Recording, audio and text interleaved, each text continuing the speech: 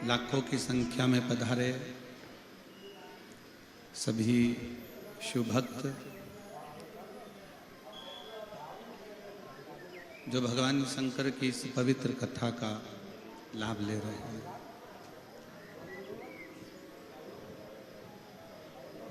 शिव महापुराण की कथा कहती है, ज्ञान का अभिमान ना करिए, ज्ञान का अभिमान ना करिए, कुछ काम व्यवहारिकता में करने का प्रयास करिए। तुम्हारे पापा नहीं पढ़े लिखे, अपना ज्ञान अपने पास में रखिए। तुम्हारी मम्मी नहीं पढ़ी लिखी, अपना ज्ञान अपने पास में रखिए। तुम्हारे घर के बुजुर्ग नहीं पढ़े लिखे, अपना ज्ञान अपने पास में रखिए। कभी कभी अगर माँ बाप के पास में आकर बैठो, बुजुर्गों के पास में आकर बैठो, तो ज्ञान की चर्चा नहीं, व्यवहारिकता की चर्चा होना चाहिए। मम्मी, आपके हाथ का भोजन अच्छा लगता है, पापा आप थोड़ा बैठा करो। पापा को, माँ को थोड़ा हृदय लगाने का प्रयास करो। थोड़ा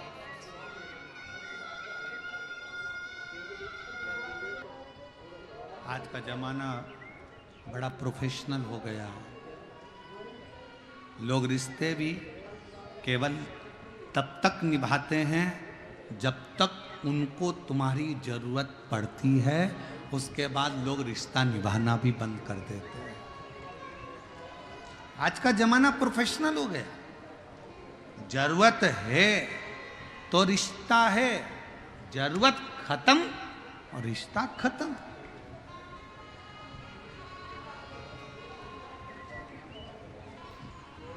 संबंध, व्यवहारिकता का संबंध।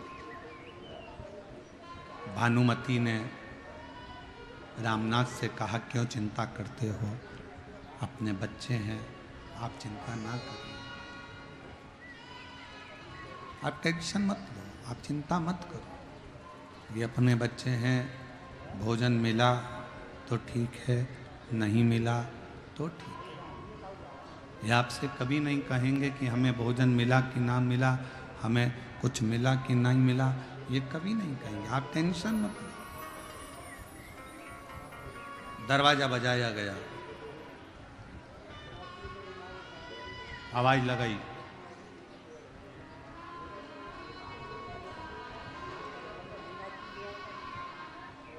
कौन है दरवाजे पर? गांव के लोग आकर खड़े होकर कहते हैं, कल शिवरात्रि है। पूरे गांव के लोगों के घर से एक एक लोटा दूध आएगा,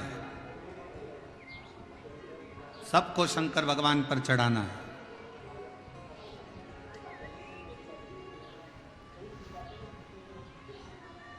रामनाथ, तुम्हारे घर से भी एक लोटा दूध शंकर जी के मंदिर में, शिवालय में एक चढ़ाने के लिए आना चाहिए। शिव महापुराण की कथा एक बड़ी सुंदर बात कहती है। शिव कथा कहती है कि जो शंकर भगवान के मंदिर तक जाता है, या शंकर भगवान की अविरल भक्ति को धारण करता है, या शिव महापुराण की कथा को श्रवण करता है, या भगवान शंकर की भक्ति में जो रमता है, वो उम्र से भले अमर ना हो, पर वो अपने कर्म से जरूर अमर हो जाता है। उम्र से अमर हुए कि नहीं हुए वो वर्णन नहीं है, पर अपना कर्म, अच्छे कर्म से, अच्छे कार्य के बल पर आप अमर हो सकते हैं।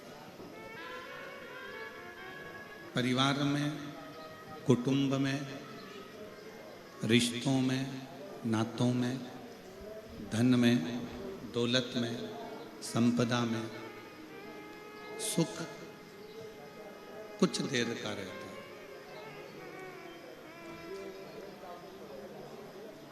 मान लो थोड़ी देर का सुख यदि आपको चाहिए, तो आप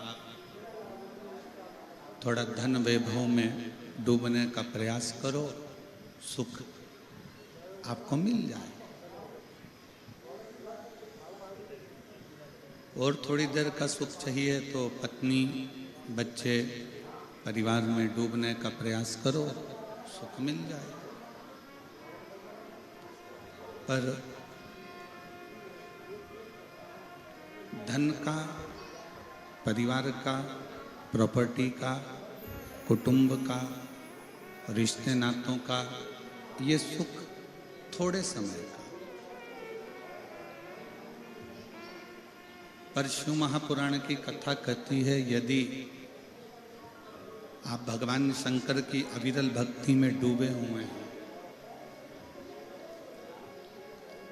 आप बूढ़ा देव की अविरल भक्ति में डूबे हुए हैं, आप शंकर भगवान की अविरल भक्ति में डूबे हैं, शिव तत्व में डूबे हैं, शंकर की कथा में डूबे हैं, तो ये जो सुख है ये थोड़ी देर का नहीं होगा। भगवान की कथा का जो सुख है वो कुछ क्षण का नहीं होता, कुछ देर का नहीं होता। भगवान शंकर की कथा का सुख अजर और अमर होता। जैसे 33 कोटि देवताओं में अजर और अमर हैं मेरे भगवान शंकर।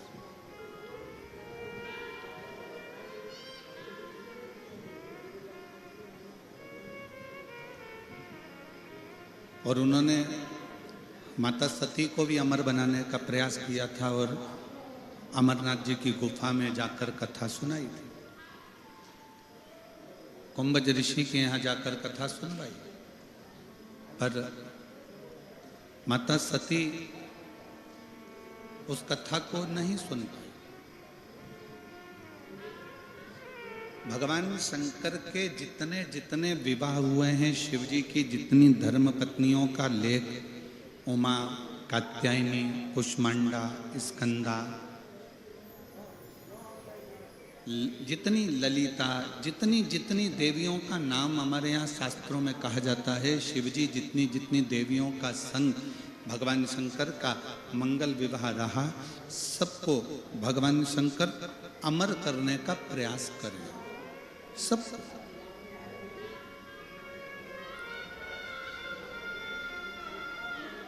पर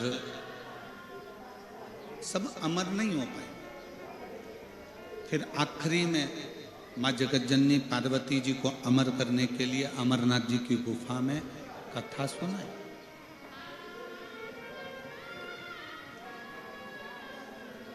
और अमरनाथ जी की गुफा में जब कथा सुनाई तो भी पार्वती का चित्त नहीं रमता।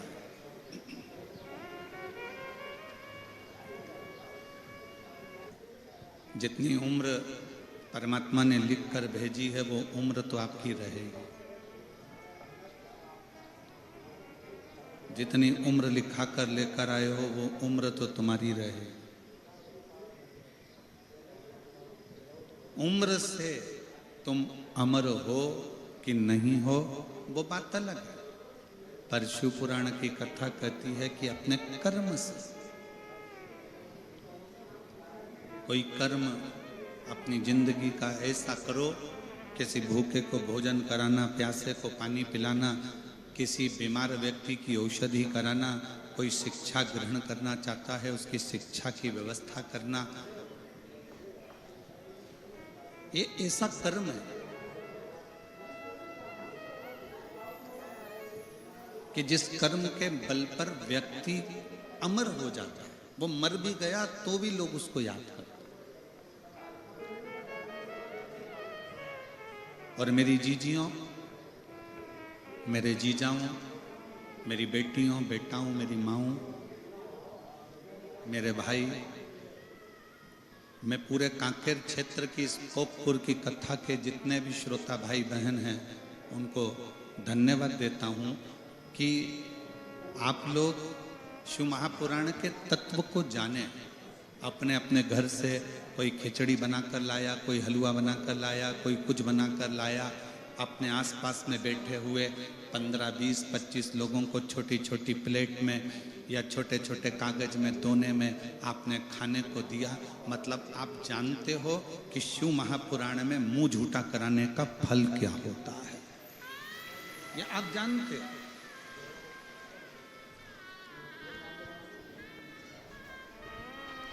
बड़ी खुशी होती है कल एक वीडियो देखा जैन साहब, कल एक वीडियो देखा। उस वीडियो में एक बहन जिसके तन पर कपड़ा भी थोड़ा होगा,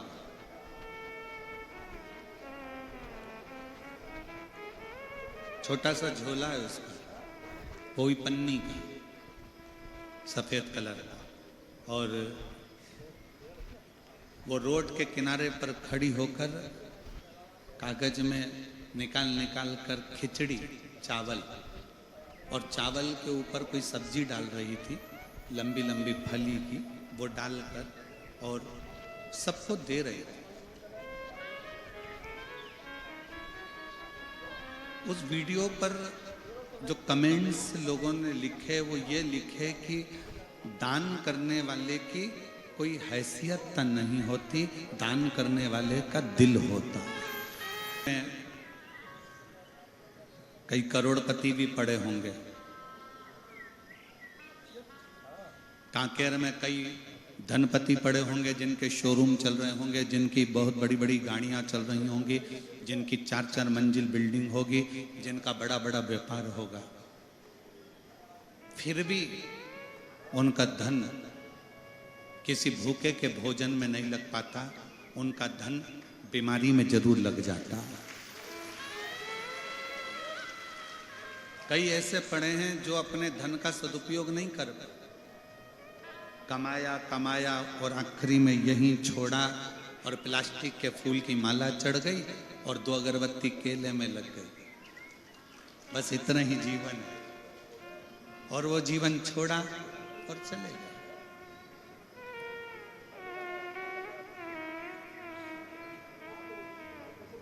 जरूरी नहीं कि आप बहुत बड़ा भंडारा करोगे तो प्रसिद्ध हो,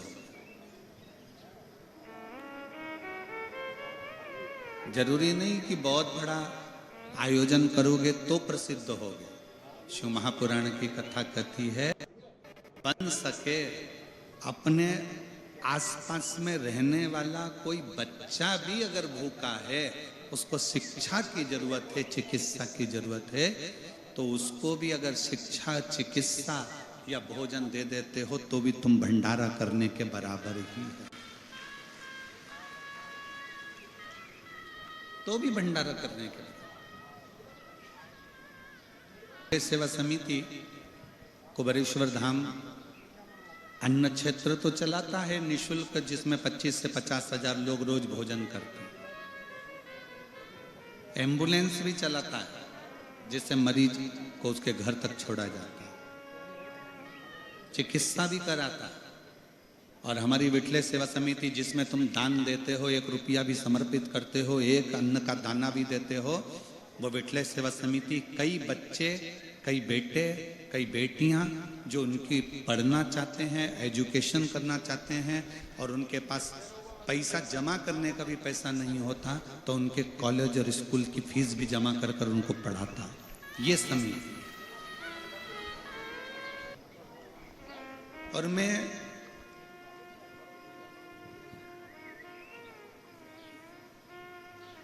इस चीज के लिए मैं दिनेश साहू जी को भी मैं धन्यवाद दूंगा, कहीं बैठा है दिनेश जी, बहुत साधुता है आपको इस चीज के लिए।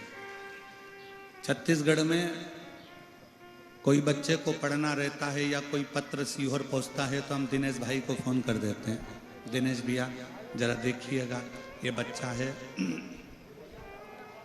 इसका स्कूल का मालूम करो, इसके कॉलेज का मालूम करो, फिर ये सूचना करके सीहोर सूचना करते हैं, फिर वहां से सूचना प्राप्त होती है। और अब तो जैन साहब भी जुड़ गए हैं और हमको रोज गाड़ी में लेकर आते हैं, ट्रेवल्स वाले, ट्रांसपोर्ट वाले, वो साहू जी भी जुड़े। ऐसे कई हैं, अग्रवाल हैं बसंत जी, वो जुड़े हुए हैं।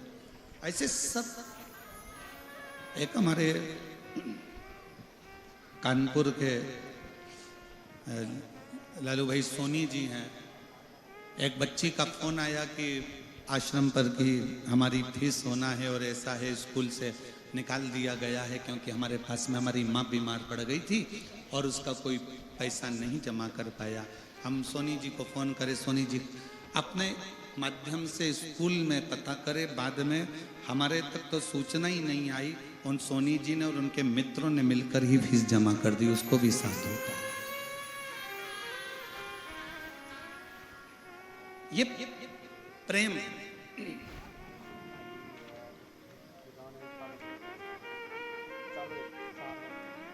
जरूरी नहीं कि आप बहुत बड़ा भंडारा करेंगे तो आपकी प्रसिद्धि रहेगी।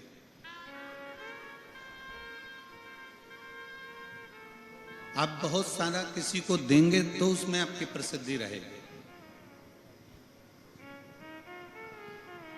शिव महापुराण की सबसे बड़ी पूंजी है, आपके परिवार में पहले देखो कि परिवार में कोई दुखी है तो उसको सुखी करने का प्रयास करो। परिवार में सब सुखी हैं तो अपने मोहल्ले में देखो, मोहल्ला सुखी है तो अपनी कॉलोनी में देखो, कॉलोनी सुखी है तो अपने पंचायत में देखो, पंचायत सुखी है तो अपने फिर क्षेत्र में देखो, खेड़े में, गांव में, वहाँ सुखी हैं तो अपना जिला देखो, जिला सुखी है तो प्रदेश देखो, और प्रदेश सुखी है तो अपना देश देखो। कहीं ना कहीं सबको सुखता प्रदान हो, सबको आनंदता प्रदान हो, ये अपने जीवन का लक्ष्य। स्वयं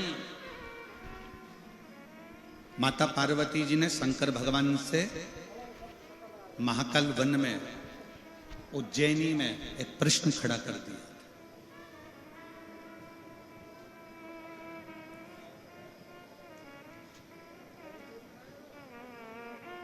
मां जगत जननी जगदम्बा ने महाकाल वन में, उज्जैनी में एक प्रश्न खड़ा कर दिया था पार्वती जी ने कि 83,99,999 योनियां काटने के बाद ये 84,00,000वें नंबर की योनि है मनुष्य की देह, मानव का शरीर।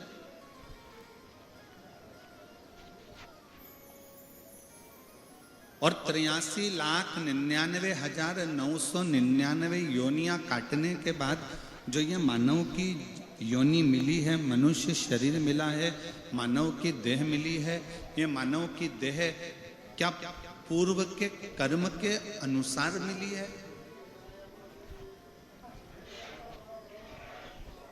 भगवान ओघड़दानी, मेरे काल अधिपति महाकाल राजा ने कहा, सुनो पार्वती, ऐ पार्वती सुनो, पूर्व के कर्म भोगते भोगते भोगते भोगते मनुष्य मानव की देह तक आता है, पर मनुष्य देह प्राप्त होने के बाद उसको आगे क्या करना है ये उसका खुद का प्रारब्ध कह जाता है। स्वतः स्वयं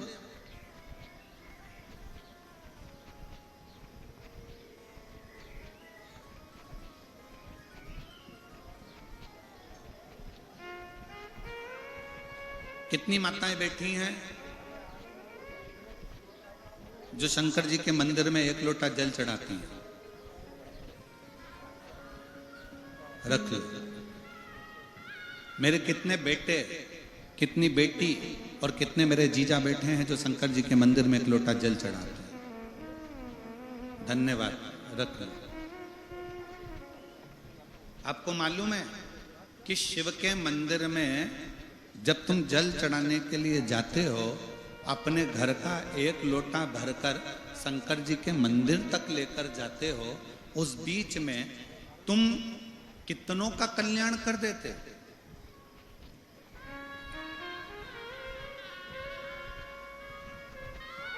आपको मालूम है कि आप कितने लोगों का कल्याण कर रहे हो? आपको यह नहीं मालूम, दुनिया के लोगों को लगता है कि किसी पर पैसा खर्च करोगे तो कल्याण होगा। ना ना ना, किसी को कपड़ा दोगे तो कल्याण होगा, किसी को भोजन दोगे तो कल्याण होगा, किसी को वस्त्र दोगे तो कल्याण होगा, किसी को आभूषण दोगे तो कल्याण होगा, किसी को सोना चांदी दोगे तो कल्याण होगा। ना, शिव महापुराण की कथा कहती है, आप जब भरा हुआ लोटा लेकर, कलश लेकर, घर से भरा हुआ पात्र लेकर जब निकलकर मंदिर के लिए जाते हो, उतनी दूर में कोई गाड़ी वाला, कोई निकलने वाला आपके मुख का दर्शन कर लेता है, भरा हुआ बर्तन उसके सामने से निकल जाता है, तो उसका सुबह सुबह का समय शुभ हो जाता है और उसका कल्याण हो जाता है। कोई माँ अपने बच्चे से स्नेह लड़ा रही है, लाड लड़ा रही है, प्रेम कर रही है अपने पुत्र से, तो वो शुभ होता है। कोई माँ अपने बच्चे को गोदी में लेकर आवे, वो शुभ होता है। ये शुभ सूचक है। अब अपन को कहीं जा रहे हैं तो अपन किसी से तो नहीं कहेंगे कि गाय बछड़े को लेकर जाओ तो हमारा दिन शुभ हो जाएगा, सामने से अर्थी निकल कर चली जाए तो दिन शुभ हो जाएगा। नहीं, अपन किसी को नहीं कहते, पर शिव तत्व कहता है, शंकर की कथा कहती है। जब हम एक लोटा जल लेकर जब हम चलते हैं, एक लोटा जल लेकर जब हम अपने घर से निकलते हैं, कोई कहीं जा रहा होता है, किसी कार्य के लिए जा रहा होता है, तो उसका कार्य अपने आप शुभ हो जाता है।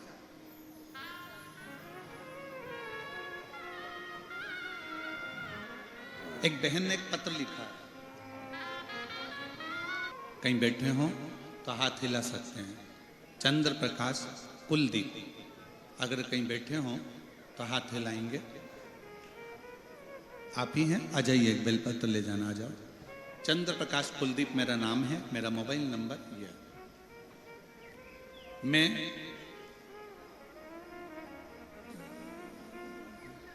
ग्राम फरस गांव, ठीक बोला है? ठीक है। फरस गांव कोरपलेटा, जिला कोंडगांव है, कोंडागांव, ठीक है, जिला कोंडागांव का निवासी हूं। मैं बाबा का क्या वर्णन करूं, शब्द से परे है। बेरियों ने मुझ पर झूठा आरोप लगाया था, जिसका प्रकरण कोर्ट में 5 साल से भी अधिक समय तक चलता रहा। उसी बीच में जीवन में इतना दुख आया कि भगवान पर से भरोसा उठने लगा। मेरे भगवान पर से भरोसा उठ गया। भजन पूजन तो करते, पर विश्वास कम हो गया। साथ ही कमर में 3 गठाने हो गई। उठने बैठने चलने में भी परेशानी होती थी, पर फिर भी जबरन चला करता था। जगदलपुर डॉक्टर को बोले कि सिकाई कीमो देना पड़ेगा, कमर बेल्ट बांधो, सब दवाई दिए, पर कोई भी आराम नहीं हुआ। आस्था चैनल में आपकी कथा सुनी और फिर लगातार सुनता शुरू किया और शिवजी से प्रार्थना कर जल अर्पण कर जल को पीने लगा तथा थोड़ा जल शिवजी के पास का ही लेकर तेल में मिलाकर गठान में मालिश जैसा खुद करने लगा। 20 दिन के अंदर बाबा भरोसा अब जागा। 20 दिन के अंदर तीनों गठाने घुल गई। डॉक्टर को दिखाया तो बताया कि गांठ गल चुकी है। अब शिव शिव है। जो केस चल रहा था बाबा के भरोसे पर छोड़ा और बाबा जी ने 27 दिन के अंदर उस केस में भी मुझे निराकरण कर दिया और मेरे पक्ष में। मैं गुरुजी एक बात कहना चाहता हूं, शिव महापुराण का पंडाल, शिव महापुराण की कथा कोई साधारण नहीं है। ये स्वयं शंकर करते हैं और शंकर ही पूर्ण करते हैं। ये शिव है, ये शिव का एक भरोसा, एक विश्वास, एक दृढ़ता।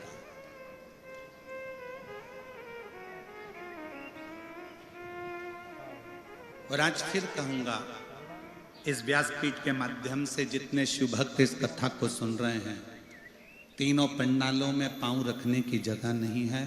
पीछे के टेंट, साइड के टेंट जितने लगाए गए हैं, यजमान ने सब भरे पड़े हुए हैं और कई लोग बाहर धूप में भी खड़े हुए हैं। कई लोग। आज इस व्यासपीठ के माध्यम से फिर कहूंगा कि आप शंकर जी की कथा को 7 दिन तक लगातार दिल से सुन रहे हो तो ये मानकर चलना कि मेरा भोले बाबा भी 3 महीने में तुम्हारी गोदी झोली जरूर हो। और हम कहेंगे ये कथा तो, कल कथा का कौन सा दिन है?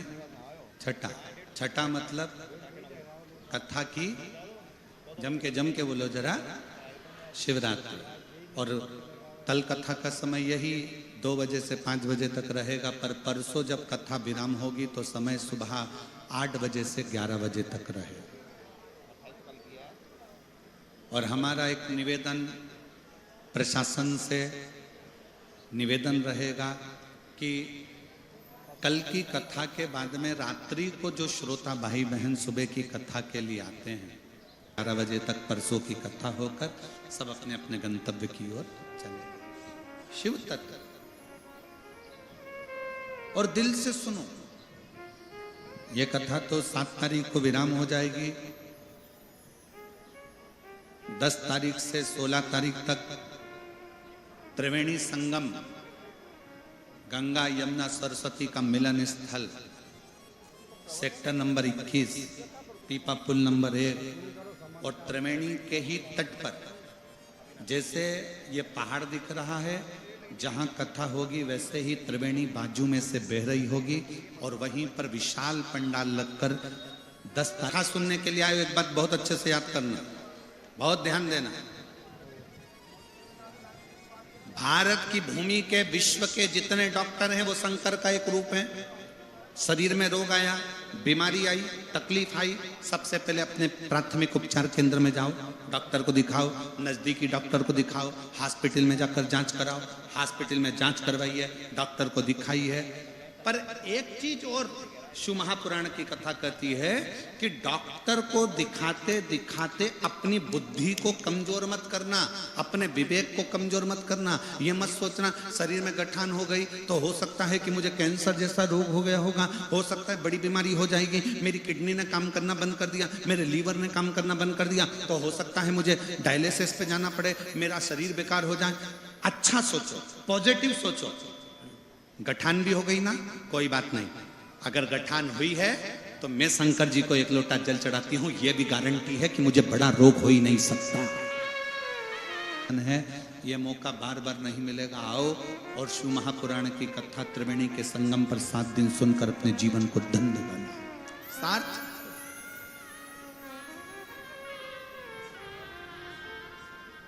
शिव तत्व है।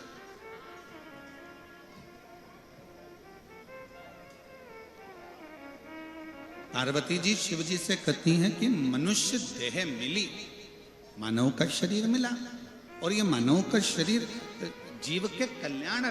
तो कई लोग कहते हैं कि हम किसी का क्या भला कर सकते हैं। आप 1 लोटा जल अगर मंदिर में चढ़ाने के लिए जा रहे हो, 1 लोटा जल लेकर शंकर के मंदिर जा रहे हो, तो ये मान कर चलो कि तुमको जो देख रहा है, लोटा भरकर जब मंदिर तक जाओगे, मंदिर से वापस आओगे, जितने लोग आपका दर्शन करेंगे उनका मंगल कार्य अपने आप होगा, उनके कार्य में सफलता अपने आप मिलती चली जाएगी। शिव महापुराण की विद्येश्वर संहिता कहती है, शिव महापुराण की विद्येश्वर संहिता कहती है कि श्री शिवाय नमस्तुभ्यम, बोलने वाले का मात्र मुख का दर्शन करते हैं तो हमारे सारे पाप समाप्त हो जाते हैं, हजारों अश्वमेध यज्ञ का फल प्राप्त हो जाता है।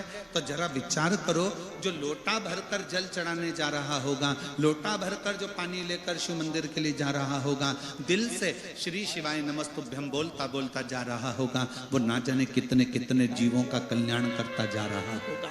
कितने जीवों का कल्याण। एक पत्र है,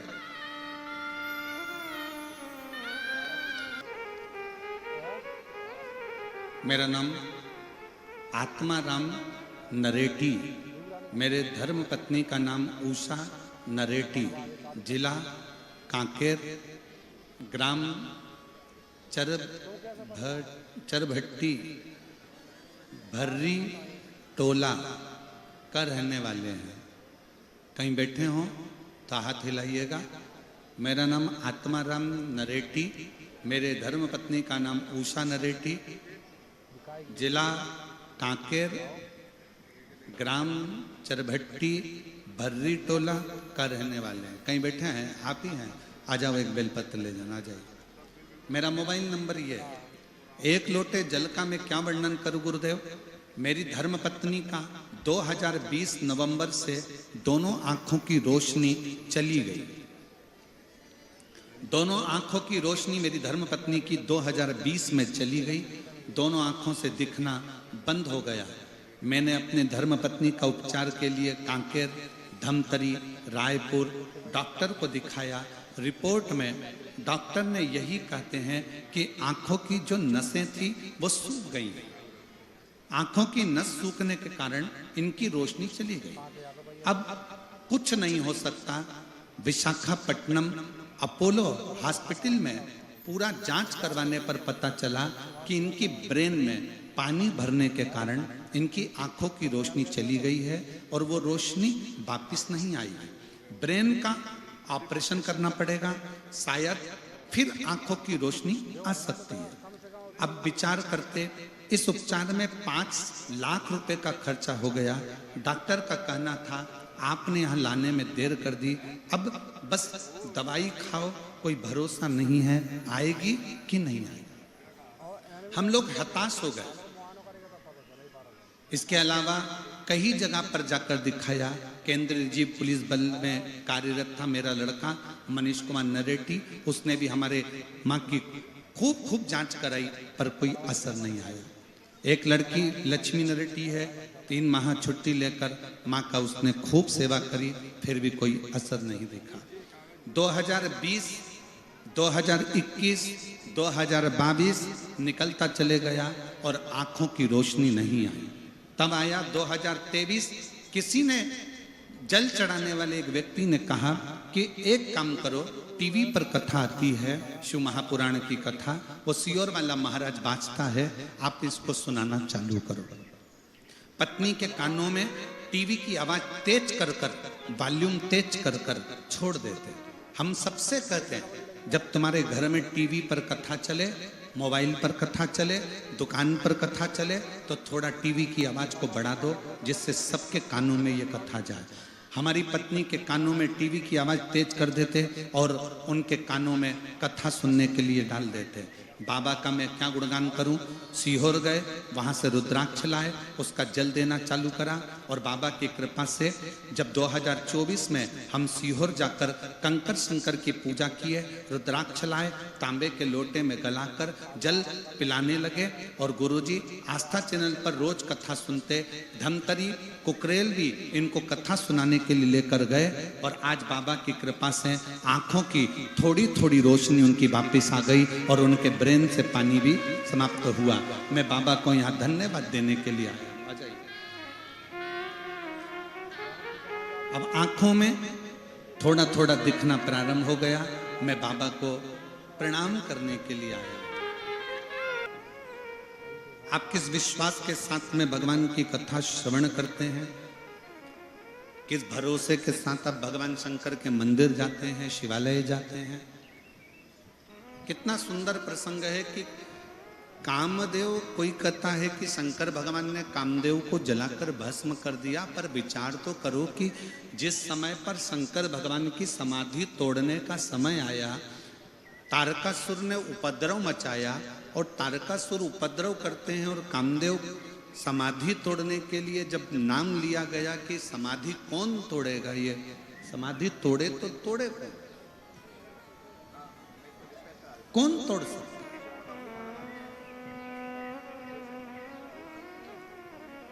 इंद्र से कहा आप क्या शंकर जी की समाधि तोड़ सकते हो? इंद्र ने कहा ना। भगवान नारायण से पूछा गया क्या आप शिव जी की समाधि को तोड़ सकते हो? नहीं। ब्रह्मा जी से कहा गया आप शंकर जी की समाधि तोड़ सकते हो? नहीं। 33 कोटि देवी देवता एक जगह पर एकत्रित हो गए, सबकी मीटिंग चालू हो गई, सब बैठ गए, सब बैठकर बातें करने लगे। 33 कोटि देवताओं ने आपस में बैठकर ये मीटिंग करी कि शंकर भगवान की जब तक समाधि नहीं टूटेगी तब तक उनकी संतान नहीं होगी और संतान नहीं होगी तब तक वो तारकासुर मरेगा।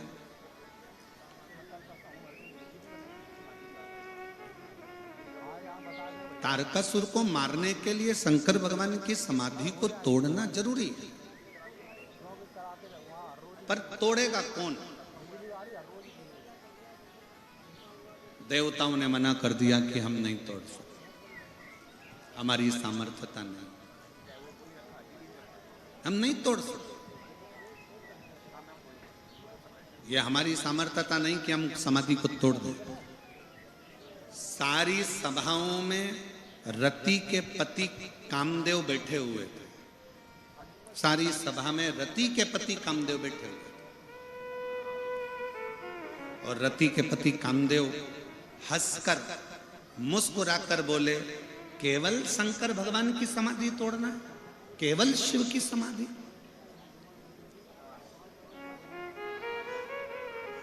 और फिर निवेदन है,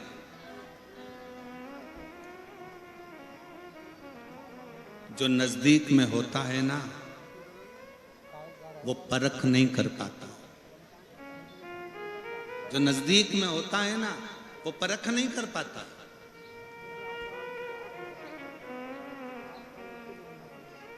आधे से ज्यादा तो घर के लोग अपने बच्चों का विल पावर कमजोर कर देते, तेरे बस का नहीं है, तू आगे नहीं बढ़ सकता, तू एग्जाम पास नहीं कर सकता, तू ये नहीं कर सकता, तेरी सरकारी नौकरी नहीं लग सकती, क्यों फालतू के पीछे पड़ा हुआ है, चल दुकान पर जाना चालू कर, व्यापार चालू कर, काम धंधा चालू कर। बल्कि अपने घर के बच्चों का विल पावर मजबूत करिए और अपने घर के बच्चों से कहो, भले जंगल में रहते हैं, भले अपन कहीं पर भी निवास कर रहे हों, भले अपना कामकाज ज्यादा नहीं है, पर मुझे विश्वास है बेटा, तू एक ना एक दिन नाम रोशन जरूर करेगा, कर मेहनत, अपनी लगनता से करना। संस्कार, आपका करी हुई मेहनत और आपका किया गया वचन, आपके बच्चों को जब आप बल दोगे तो एक दिन अच्छा काम करेगा, तू एक दिन अच्छा कर सकता है, तुझ में वो बल है तो सब कुछ कर सकता है, तू डॉक्टर भी बन सकता है तो तू इंजीनियर भी बन सकता है, तू कलेक्टर भी बन सकता है तो एसपी भी बन सकता है, तुझ में वो बल है। कर मेहनत, पढ़ाई कर, मेहनत को 4 गुना बढ़ा, अच्छा काम कर, देख फिर तू एक ऊंचे सिंहासन पर बैठेगा।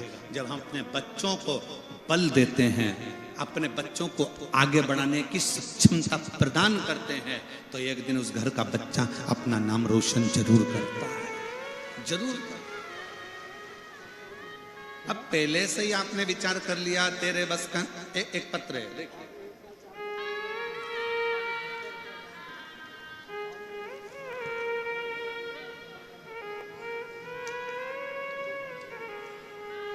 मेरा नाम श्रीमती अनसुईया सोनबोईर है, कहीं बैठी हो, अनसुईया सोनबोईर। मेरा निवास स्थान दुर्ग, जिला दुर्ग, छत्तीसगढ़ से आई है। आप ही हैं? एक बार हाथ हिलाओ, वापिस आ जाइए, एक बेलपत्र लेकर जाइएगा, जाओ।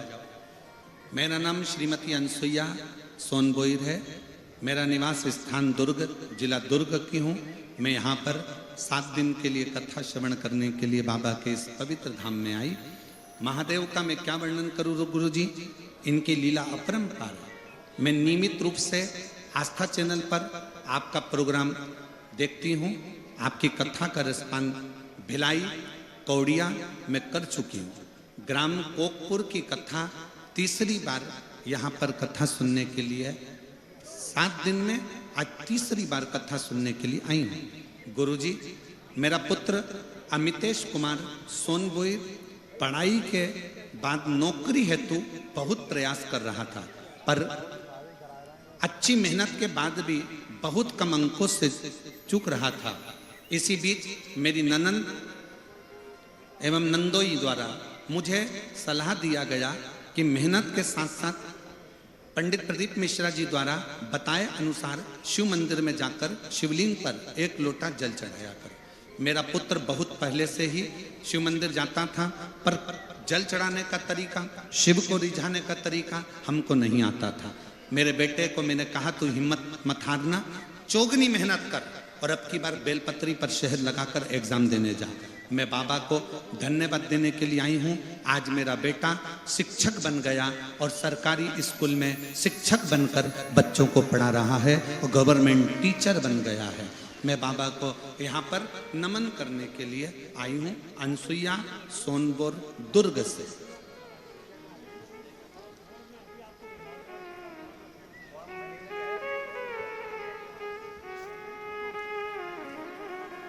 शिव तत्व किसको कहते हैं?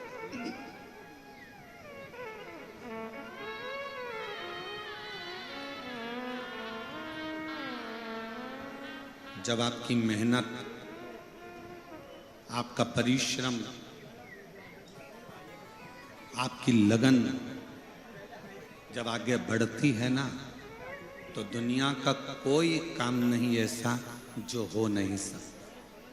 तुम्हारे दरवाजे पर कोई कुछ लेने के लिए आए ना, तुम्हारे दरवाजे पर अगर कोई कुछ लेने के लिए आए तो बिल्कुल कभी मत बोलो कि मेरे पास कुछ नहीं है, मैं नहीं दे सकती, मेरी तो इतनी बेकार परिस्थिति है, मैं कहाँ से ला के दूंगी, मेरे पास तो 1 रुपया नहीं है। नहीं, उससे कहो आप चिंता मत करो, आप कार्यक्रम करो, जब मेरा बाबा मुझे देगा ना तो मैं झोली भरकर तुम्हारी दरवाजे पर डालकर चली जाऊंगी, तुम चिंता मत करो।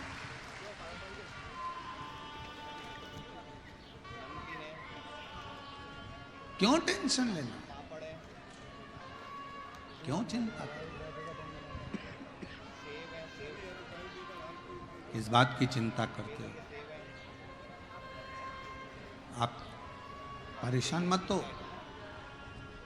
दरवाजा बजाया गया, गांव के लोगों ने आकर कहा कि रामनाथ, रामनाथ, कल शिवरात्रि है और सबके घर से 1 लोटा दूध आएगा, शंकर भगवान को सब अपने अपने घर से लाकर चढ़ाना है, शिवरात्रि का त्यौहार मनाना है, शिवरात्रि का त्यौहार मनाना। रामनाथ ने कहा ठीक है प्रभु। सब चले गए गांव के लोग। पत्नी और पति को रात भर नींद नहीं आ रही, पूरी रात हो गई, चिंता में पड़े पड़े, टेंशन में पड़े पड़े, पूरी रात हो गई, पूरी। बच्चे सो रहे हैं। पति ने, रामनाथ ने अपनी पत्नी से कहा कि बच्चे 2 दिन के भूखे हैं, उनको भोजन नहीं मिला तो दूध कहां से लाऊंगा।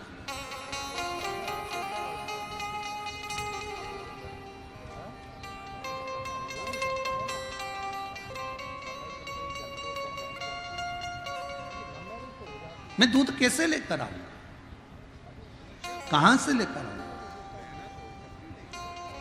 पत्नी कहती है क्यों चिंता करते हो, 2 दिन भूखे रहे ना, कल भी भूखे रहेंगे, शिवरात्रि का व्रत हो जाएगा। क्यों चिंता करते हो, शिवरात्रि का व्रत हो जाएगा। दूध नहीं मिलेगा तो जल ही चढ़ा देंगे। गांव के लोग क्या कहेंगे, सारे घर से 1-1 लोटा दूध आना है और गांव के लोग क्या कहेंगे। पत्नी कहती आप चिंता मत करो, आप अपना विश्राम करो। ये धर्म पत्नी होती है।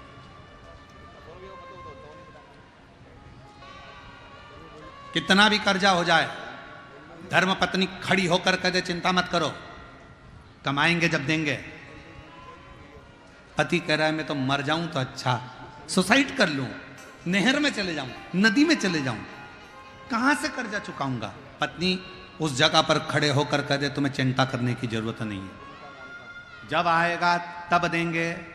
मरने का प्लान छोड़ो और व्यापार आगे कैसे बढ़ाना है, उन्नति की ओर कैसे बढ़ना है, अपन को कितनी मेहनत करना है, उस पर ध्यान दिया जाए। बहुत बड़ी गलती कर देते हैं जब हम कर्जे में डूब जाते हैं, जब दुख में डूब जाते हैं, जब बहुत तकलीफ में आ जाते हैं, तो कहीं हाथ दिखाने के लिए जाते हैं, कहीं पत्रिका दिखाने के लिए जाते हैं, कहीं कुछ दिखाने के लिए जाते हैं, कहीं अपना भाग्य दिखाने के लिए जाते हैं। कहीं मत जाओ।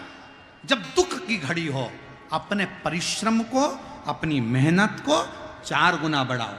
इतनी मेहनत, इतना परिश्रम करो, इतनी मेहनत करो,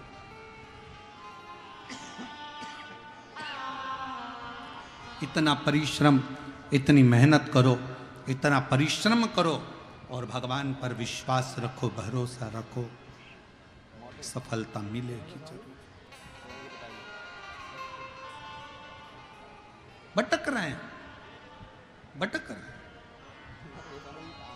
और लोगों ने क्या कहा, किसी के यहाँ पूछने गए साहब हमारे यहाँ इतना तकलीफ क्यों है, तो कह दिया तुम्हारी पड़ोसन ने, तुम्हारे रिश्तेदार ने तुम्हारे ऊपर कुछ कर दिया, इसलिए तुम दुखी हो। तो उससे कहो इसको सही कर दो। जो पड़ोसन ने हमारे ऊपर करा तुम पड़ोसन पे कर दो, करो तो सही। भाई संसार में किसी की सामर्थ्यता नहीं है कि कोई किसी के ऊपर टोना कर दे, किसी की सामर्थ्यता नहीं है। अगर टोना करने वाले होते तो बड़ी बड़ी फैक्ट्रियों वालों पर करते हैं। तुम्हारी छोटी सी पान की दुकान पर कोई टोना नहीं करता, जिसमें 10 रुपए की कमाई होती हो, 20 रुपए की कमाई होती हो, उसमें क्या टोना करेगा कोई। ये हमारे भाग्य का खेल है, ये हमारी किस्मत का खेल है। हम परिश्रम से थोड़ा सा डाउन हुए इसलिए डाउन पर चलेगा। जब अपना परिश्रम पूर्ण होगा, संघर्ष पूर्ण होगा तो फल जरूर मिलेगा। बहुत दूर दूर से आप लोग आए हैं कथा श्रवण करने के लिए, बहुत दूर दूर से आप यहाँ पहुँचे हैं कथा सुनने के लिए। परिश्रम कर कर ही तो पहुँचे हो, मेहनत कर कर ही तो पहुँचे हो। अब जब इतनी मेहनत कर कर इतनी गर्मी में आप कथा सुनने के लिए आए हो तो मेरा भोले बाबा आपको क्या खाली लौटा देगा? मेरा शंकर भी तो कुछ ना कुछ देकर भेजेगा यहाँ से आपको।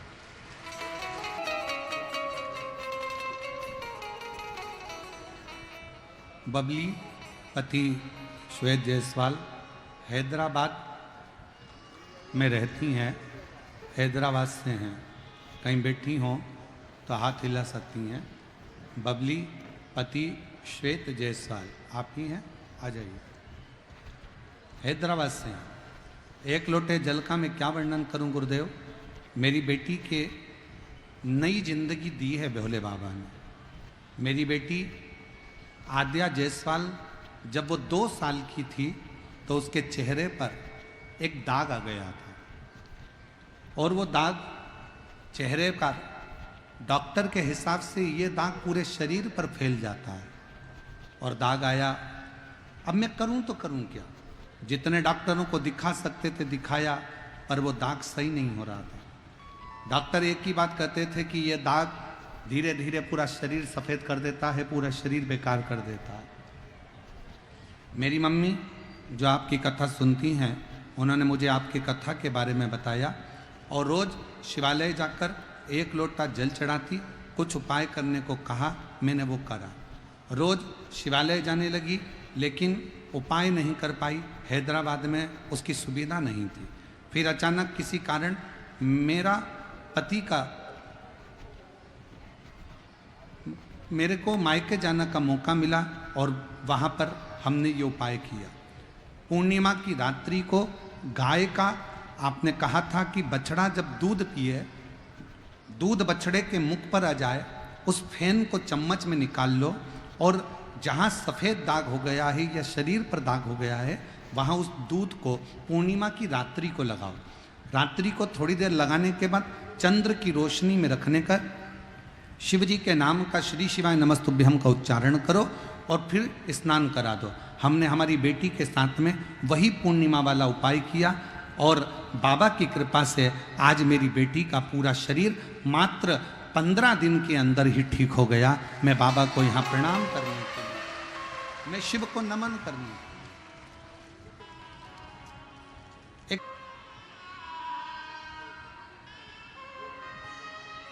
सुनीता देवी पति नरेश कुमार साहू, ग्राम राटन, पोस्ट बगरस, थाना बखरी, जिला बेगूसराय, बिहार की रहने वाली हूँ। कहीं बैठी हों तो बेलपत्र लेने के लिए आ सकती हैं। मेरा मोबाइल नंबर ये है। गुरुजी मैं बाबा का क्या गुणगान करूं? काफ़ी हताश और परेशान थी बाबा। हमारा नाती 4 वर्ष का हो गया परंतु कुछ भी बोलता नहीं था। बहुत सारे डॉक्टरों से दिखाया, कुछ सुधार नहीं हुआ। एक जगह डॉक्टर साहब बोले इसके गले में ऑपरेशन करना पड़ेगा। कुछ समझ में नहीं आ रहा था। परिवार के सभी लोग काफ़ी चिंतित हो गए थे। हमारी देवरानी आपकी कथा टीवी पर सुनती है, उसने हमें बताया कि सीहोर वाला बाबा कहता है सुना करो, 1 लोटा जल सभी समस्या का हल। बाबा आपकी भी समस्या का हल करेंगे। शिव कथा में कुंदकेश्वर महादेव के नाम लेती, शंकर जी को चढ़ा हुआ जल लाती और बच्चे को पिला देती, बच्चे के चेहरे पर गले में लगा देती। मैं बाबा का क्या गुणगान करूं गुरुदेव, जो बच्चा डॉक्टर के हिसाब से बिना ऑपरेशन के बोल नहीं सकता था, उसको ऑपरेशन की जरूरत नहीं पड़ी और आज मेरा बच्चा 4 साल का पूरा बोलने लगा। मैं बाबा को प्रणाम करने के लिए आई हूँ, बाबा को नमन करने। इतनी बड़ी है कि बहुत बड़ी है। फिर पूछा कितनी बड़ी समस्या है, बहुत बड़ी है। हमने पूछा कितने साल की है समस्या, कितने साल से है? 10 साल, 15 साल, 20 साल, 24 साल, 25 साल, कितने साल?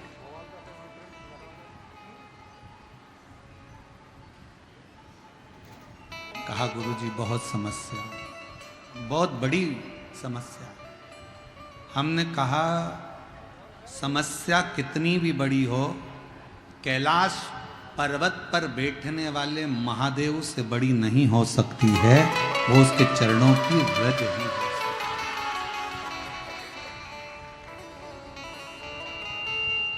आप विश्वास रखकर अगर देवाधिदेव महादेव को 1 लोटा जल चढ़ा रहे हो तो चिंता ना करिए।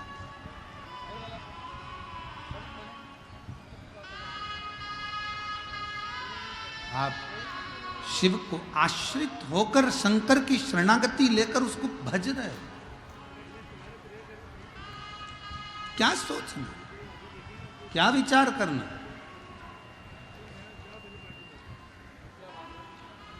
महाराज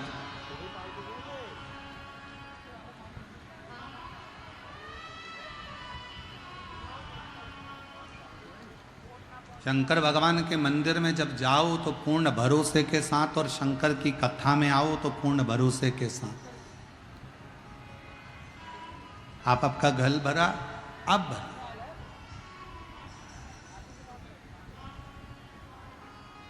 आश्रित होकर चलो। एक पत्नी का सबसे बड़ा क्रम है वो अपने पति को बल दे। सीखो भगवान शंकर की कथा से।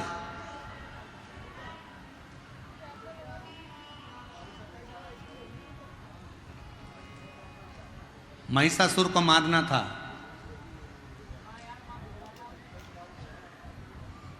महिषासुर को मारना है। देवताओं ने एकत्रित होकर विचार करा कि इसको मारेगा कौन। कहा इसको वही मार सकता है, इसने वर में मांगा है कि मैं किसी स्त्री के हाथ से मरूं। तो इतने में भगवान ब्रह्मा जी बोले कि भगवान विष्णु बोले कि एक काम करो ब्रह्मा जी, तुम्हारी धर्मपत्नी ब्रह्माणी को कह दो कि वो महिषासुर को मार दो। ब्रह्मा जी बोले मेरी पत्नी ब्रह्माणी महिषासुर को नहीं मार सकती। क्यों? क्योंकि ब्रह्माणी ने मुझे श्राप दिया है कि पूरी पृथ्वी पर मैं केवल एक जगह पर पूजा जाऊंगा, वो पुष्कर की भूमि है। ब्रह्माणी का मुझे श्राप लगा है। पत्नी अपने पति को अपशब्द कह रही है तो धर्म पत्नी कैसे महिषासुर को मार सकती है? तो ब्रह्मा जी ने कहा भगवान विष्णु से आप लक्ष्मी जी से कह दो कि महिषासुर को मार दे। भगवान विष्णु ने कहा लक्ष्मी महिषासुर को नहीं मार सकती, क्योंकि लक्ष्मी ने मुझे श्राप दिया था कि घोड़े का मुंह लगेगा। जब वो सुंदर तैयार हो रही थी मैं उसको देखकर हंस दिया, हंसा तो लक्ष्मी जी ने मुझे कह दिया कि तुम मुझे देखकर घोड़े जैसे हंसे हो, इसलिए तुम्हें घोड़े का मुंह लगेगा। तो लक्ष्मी भी महिषासुर को नहीं मार सकती। तब भगवान ब्रह्मा और भगवान विष्णु ने कहा शंकर भगवान आप पार्वती जी से कहो, पार्वती जी महिषासुर को मार सकती हैं, क्योंकि पार्वती जी आज तक शंकर भगवान से ऊंचे स्वर में बात नहीं करी है। पार्वती ने अपने अखंड सौभाग्य से सम्मानजनक बात की। भगवान शंकर बोले मेरी पत्नी को तो क्रोध ही नहीं आता। शिवजी बोले मेरी पत्नी को गुस्सा नहीं आता। भगवान विष्णु ने कहा कुछ भी करो पर पत्नी को गुस्सा तो दिलाना पड़ेगा, चाहे कुछ भी हो जाए। तो शंकर भगवान कहने लगे मैं प्रैक्टिकल करके देखता हूं, तुम बताओ कि गुस्सा कैसे दिलाएं। तो कहा कि तुम बस पार्वती जी के सामने तुम अगर पत्नी को गुस्सा दिलाना है तो उसके बाप को बखानो, उसके पिताजी को बखानो, ठीक है। अब भगवान शंकर गुफा में गए, पार्वती जी ने भोजन दिया। शिव जी भोजन करते करते बोले, री पार्वती गजब की बात है, तेरे बाप भी बड़ा गजब था, इतना करोड़ों का धन होने के बाद भी उसने कन्यादान में 1 रुपया नहीं दिया। पार्वती जी मुस्कुराती रही।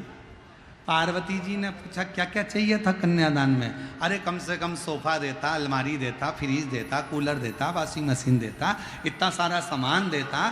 तो इतने में पार्वती जी बोली, मेरा बाप तो सब कुछ दे देता, तुम रखते कहाँ कैलाश में कि शमशान में? रखने की जगह नहीं है और करे बाप सामान दे देता। अब भगवान शंकर को लगा मैं इसके बाप तक पहुंचा, ये मेरे बाप तक पहुंच जाएगी थोड़ी। तो भगवान शिव ने सोचा मैं ये बात तो खत्म करूं। फिर भगवान ने बात पलटी और बात पलटकर भगवान शंकर ने कहा, री पार्वती तेरा अगला जन्म हुआ था सती का, तू अपने पिता दक्ष प्रजापति के यहाँ गई थी, तेरे बाप ने तेरा सम्मान नहीं करा, आखिरी में तुझे जलकर भस्म होना पड़ा। इतने में तो पार्वती को आ गया क्रोध, बाहर निकली बर्तन रखने के लिए, सामने था महिषासुर और देखकर हंस दिया। इतने में तो जगदम्बा टूट पड़ी उस महिषासुर के ऊपर। अब क्या सीखे इस कथा में? इस कथा से क्या सीखे तुम? कि झगड़ा किसका हो रहा था? जम के बोलो, पति और पत्नी का। बीच में कौन आ गया? महिषासुर। तो मेरा निवेदन है, जब भी पति पत्नी झगड़ा करे, आपस में लड़े, सास और ससुर से निवेदन है तुम बीच में कभी मत आओ। भगवान शंकर और पार्वती का झगड़ा हो रहा है और बीच में कौन आ गया? जम के बोलो जरा, महिषासुर। जब पति पत्नी का झगड़ा हो, भूल से भी, बच्चों से भी कहेंगे, अगर पति पत्नी का झगड़ा हो, बच्चों से भी निवेदन है, ना मम्मी के पास जाना ना पापा के पास जाना, नहीं तो मंदिर के घंटे तेरा बजा। बच्चों को बिल्कुल ना जाए, थोड़ा शांति होगी अपने आप। और होता है कभी कभी पति कुछ बोल दे, पत्नी को गुस्सा आ जाए तो वो बच्चों को धो देती है, धो दे। क्रोध। कथा कह रही है, भगवान शंकर का संवाद कह रहा है कि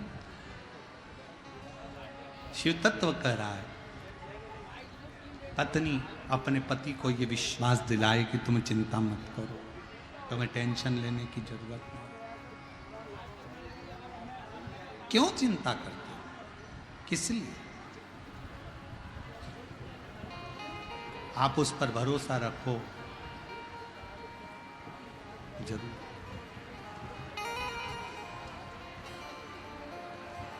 आप उस पर विश्वास रखो, और जब आप उस पर भरोसा रखोगे तो शिव तत्व मिलेगा जरूर। एक बहन है जो कथा में आई है और घर से संकल्प लेकर निकली थी कि मैं कथा श्रवण करने के लिए जाऊंगी।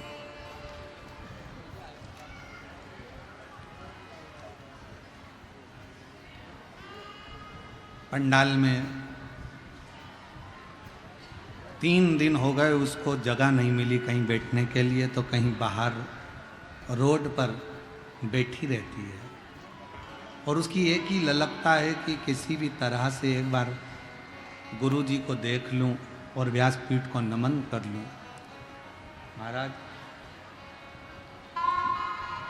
पति सुरेंद्र कुमार भारती मुजफ्फरपुर बिहार की हैं, कहीं बैठी हों तो वो एक व्यासपीठ पर जरूर आएं, क्योंकि 3 दिन से इस महिला ने एक अन्न का दाना नहीं खाया है।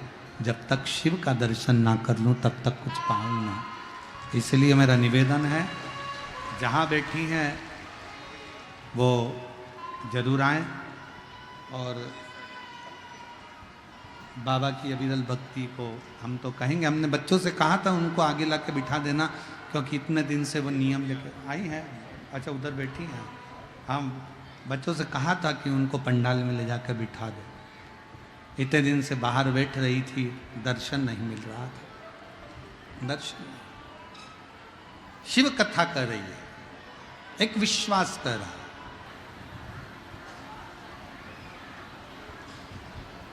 धर्मपत्नी भानुमति अपने पति रामनाथ से कहती है कि क्यों चिंता करते हो, किस लिए, क्या टेंशन लेना, क्यों चिंता करना। शिव पुराण कहती है एक धर्म पत्नी का सबसे बड़ा फर्ज है वो अपने पति को बल दे।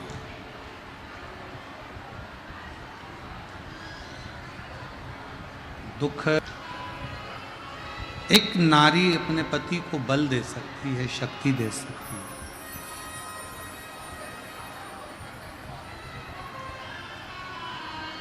और वो शक्ति स्वयं जगत जननी जगदम्बा अम्बा माँ दुर्गा भवानी भगवान शिव को भी देती है। ऐसा नहीं कि केवल एक आप ही ऐसी स्त्री हो जो अपने पति को बल दे सकती हो। माँ दुर्गा भवानी भी अपने पति भगवान शिव को बल देती हैं। माँ लक्ष्मी नारायण को बल देती हैं। ब्रह्माणी ब्रह्मा को बल देती हैं। झारखंड में जब आप गुमला में झारखंड की जब कथा सुनेंगे 11 मई से 17 मई तक की, तो उस कथा में आप स्मरण करेंगे कि भगवान शंकर की जो बेटियां हैं, उन शिवजी की बेटियों के जीवन में कितना कितना कष्ट आया और उन बेटियों ने अपने पति का साथ देकर शिव की कृपा से, शंकर की करुणा से अपने जीवन के सारे दुखों को समाप्त कर।